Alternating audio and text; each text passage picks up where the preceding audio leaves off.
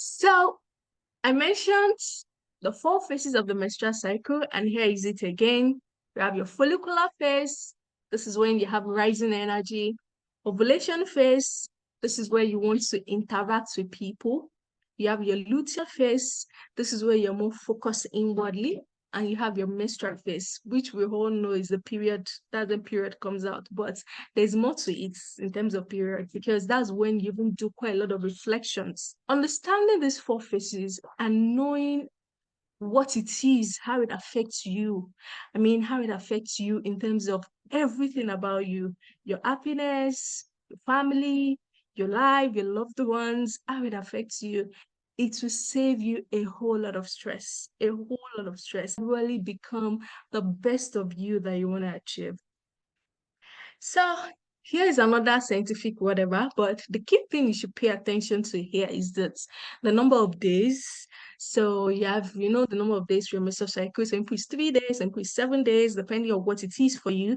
But once your menstrual cycle ends, know that the next phase you're entering is your follicular phase. Your follicular phase is a bit lengthy, and this is when you have a lot of energy. So, what are you doing during that follicular phase? That's the question. Are you just living it normal? That is when you're supposed to plan something much more that requires a lot of creativity. And after that, you're into your ovulation towards your end of follicular phase. Oh my God, you will see yourself talking like I catch myself just want to go out. Understanding the strength matters. Then after ovulation, then energy goes down. Luteal phase, you see how long the luteal phase is. That's where quite a lot of women actually start feeling guilty because you'll be telling yourself that some days ago you were this at work, you were all over the place, and a week after you're so down, and you now start feeling guilty that oh, I don't have energy today. I don't even feel like getting up from bed today. You now start casting yourself down. No, no, no. This is your biological body. Like this is your body. This is you have no control over it. Absolutely. This is who you are.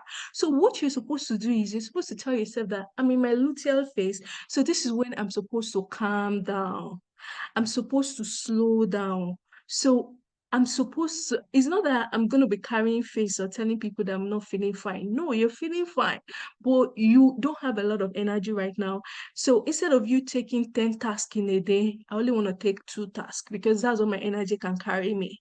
Because you don't have to trip yourself. And this time is when you need adequate sleep, my dear. You need that sleep. The other ones, do your follicular phase, you can even be working overnight. But luteal phase, you need the sleep. Please get that sleep. You need that massage. You need that spa visit that you've been postponing. Put, you can even fix the time for your maybe nails, your hair making. You can put that time towards your luteal phase because you need soft life during luteal phase. That's when that baby girl part of us actually come out. Yes, no wala, soft life. And gradually, because understanding this too as well would help you train yourself, train your body. And when you do, you have like complete control of it. You won't it will also help you understand the kind of food you're eating because food also matters because there's some things that you need to reduce in your luteal phase because if you take a lot of like sugary things, caffeine, or you take a lot of salt, these things can also affect your emotions, and this is the reason why it can also leads to mood swings, PMS, premenstrual syndromes, where you're just depressed, and it can also increase your chances of having period pain during your menstruation. When you enter menstruation, you start having a lot of pains and discomfort and bloating, diarrhea, all those things. So if you take care of yourself very well during your luteal phase, your menstruation will be like a breeze, like a breeze. Of course, quite a lot of women do not find it easy because some women have a lot of underlying symptoms. Yes, that is another conversation for another day. But where I'm going in essence is understanding these things are very, very, it's very, very essential. And how does it affect your 2024? Yes, it does. It does. So I have been able to put this together. So I call it the two B's and two R's. And in the email I sent you the access, like the templates we're going to be using for this vision board. And it's around these two B's and two R's. What are the two B's and two R's? The two B's and two R's are the things to remind yourself what you need to do every phase of the menstrual cycle. So let's start with follicular. Follicular phase, this is the time for building. So the question you need to ask yourself is, what are you building this month? So what are you building like during your follicular phase this month? So like I mentioned, we're planning our dreams for the whole year, but we all know that for the whole year is 12 months in 2024. So if you apply for the whole year, that means you're going to be taking some steps. You're going to be doing some tasks every month. So what are those tasks? You just need to plan them around your body, like your natural calendar. So you have normal external calendar, then you have your own body calendar. Understanding this your body calendar, my dear, is the way to go. Yes. So follicular phase. So follicular phase, like I mentioned, is the end of your menstruation. So you've ended your menstruation. Your follicular phase. This is where the energy, your estrogen, estrogen, no quite a lot of people might not be biological students, but where I'm going is estrogen. You need to know these hormones. These are hormones in your body. This is what makes you a woman. Every month, asking yourself these key questions during your follicular phase. What am I building? What is the new challenge? What is the thing? Is it around your career? Is it around your business? Is it around your personal growth? What it is you're building? Then your ovulation. So towards your end of follicular is when you're entering ovulation. What bond are you creating?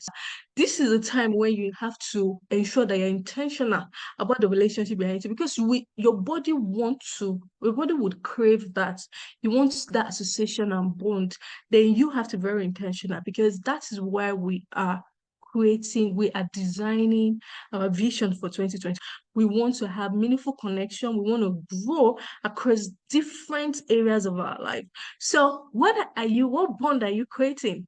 Then you come down to your luteal phase. Attention to when your body is asking for it will help you a whole lot. So then your menstrual phase is almost time for a reevaluation. So luteal phase and menstrual, people think that menstrual phase is when people rest. It's when people rest, but it's not just that. Look, your menstrual phase is not really for resting alone. You can rest after your luteal phase and maybe be a little bit weak, especially for some women who have like some kind of like not so good experience with their period. Because of this underlying issues, I mean, those who have some irregular cycles might not be able to monitor their cycle very well. It's not normal. They need to go to a medical practitioner to let them to explain what's happening, because you're supposed to have a regular cycle. So if it's not regular, that requires medical attention. So, but for regular and normal, this is what I'm proposing. And this is what I'm proposing that we pay attention to. So what next? Yeah, this foundation is very important. That's why I took my time to give this conversation. So we're going to now start designing our vision board. And we are going to be using Canva. The reason why I'm proposing Canva is because it's really quite easy. It's free and it's really quite easy for everyone. But if Canva is not the right thing for you, you can recreate this in your own way. This is the template that was shared. So we always see how vision board looks like for quite a lot of people. For me, it's always looking too rough. Sometimes when things are not properly aligned, my eyes, like, I don't really get to understand very well. It doesn't motivate me. So that um that alignment is very important for me. And this is like a clear indication of what a vision board should be. It should be where you are right now and where you want to be. And where you want to be in 10 years is different from where you want to be by the end of 2024. So you can have a bigger plan of where you want to be in 10 years. But now come down to the level that, okay, by the end of 2024, by this time 2024, by the grace of God, where do you want to be in terms of whatever it is? And the way I describe this is you can just use specific words to describe it. So where I am right now, maybe I am happy, I'm married, I'm I'm a junior program manager where I work. My business, I just registered my business. So you can just use words to define it however you want. The word you want to be, use words to define it. By the end of 2024, I should be a senior program manager. I should be, my business should be able to have 1,000 subscribers. My I should be a present mom because my son will be this particular years, like 2 years old, and I should be able to start like doing quite a lot with my son and having that bond with my son. I should be able, so where is that place that you want to be? That's the major thing. Use words to describe it. Then in between, how you're getting there. So all the images that you're going to build is how you're going to get there. The how can be in different ways, but my own suggestion is just have images that depicts the how for you. So it can be you in action or it can be you as a result of it.